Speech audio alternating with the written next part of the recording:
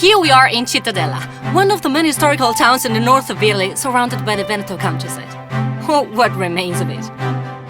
Today we are going to dip into beauty in 3D. Follow your senses and let me and my friends be your guide through this adventure. The walled city of Cittadella rises with its defensive walls in 1220 to defend the Free Republic of Padua from the neighboring towns of Vicenza and Treviso. Mainly from Treviso, which in 1195 had built not far from here its own military outpost, the walled town of Castelfranco. Wikipedia. Well, those ramparts form an oval shape roughly 1.5 kilometers long. It took only 2 years to build them. These ramparts don't have any foundations, but incredibly enough, they're still standing. Between one tower and another, there is a string of Guelphic merlons. That is squared. In the background, you can see Porta Vicenza. Here we are at the Bassanese gates. There are only 4 gates around Cittadella, and these ones are the biggest and the strongest, because they had to defend the town against major dangers. And they managed. Thanks to the highest of the 4 towers, 30 meters high, and 5 sets of arched gates defended by portcullises. Together with the big external moat, like any respectful castle, there was also an internal moat for double protection. Basically, this was a fortress inside a fortress. And that's why the captain of the guard used to live here. This is the yard in front of the captain's house. Here, like anywhere else in Cittadella, you can see frescoes from different ages. But weren't the merlons squared? True, but they were restored in the 19th century. And in that romantic age, swallow-tailed merlons looked much more medieval than the original ones. That is the Carraresi coat of arms. In the 14th century, they were the lords of Cittadella and Padua.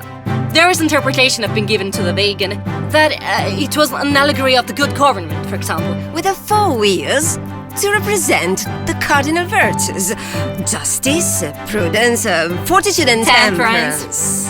But there's also another gossipy story. Just an urban myth, probably. Once upon a time, there was a German emperor. One day, the emperor's daughter ran away with her lover. The two ended up in a faraway wood in Monselice, where they built their love nest. Because of its beauty, it was called Casa Rara, rare house, which later became Carrara. This is the medieval church of the Torresino, and that is the tower commissioned in 1251 by the tyrant Ezzelino da Romano, the Tower of Malta. What does this have to do with the Malta Island now? Nothing at all. Malta was a terrible prison, a horrible place of tortures, and Ezzelino da Romano was an awful oppressor who locked all his enemies in, real and presumed ones, including women and children. From the top of the Tower of Malta, the view is really suggestive. They say that Cittadella with its walls is one of the best preserved medieval military fortresses in Europe, and maybe in the world. Well, apart from the Great Wall of China. Absolutely true. Just think, Elena, that the ramparts are 1,460 meters long, whereas the nearby walled city of Castelfranco, its enemy, has a perimeter of only 930 meters. And apart from a breach and a few gaps here and there, the walls are still intact. They form a ring which is 14 meters high and over 2 meters thick, with no foundations. An engineering masterpiece. Way ahead, those ancients. Yeah.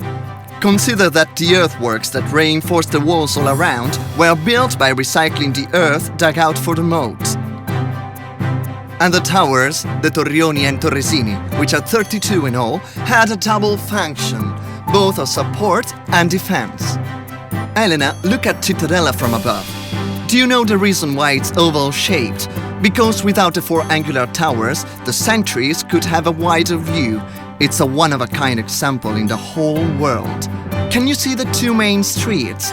They cross the village inside the walls from north to south and from east to west, with the main square at their intersection point. And it's right there under the frescoed arcades where markets were held. Exactly. Travelers and merchants had to pass through one of the four fortified gates to get into Cittadella.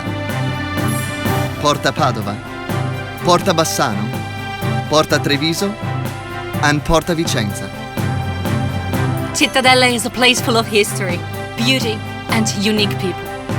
And we can only conclude our journey by remembering the loving verses of an artist who gave a lot to his town, Bino Rebellato, the poet on a bike.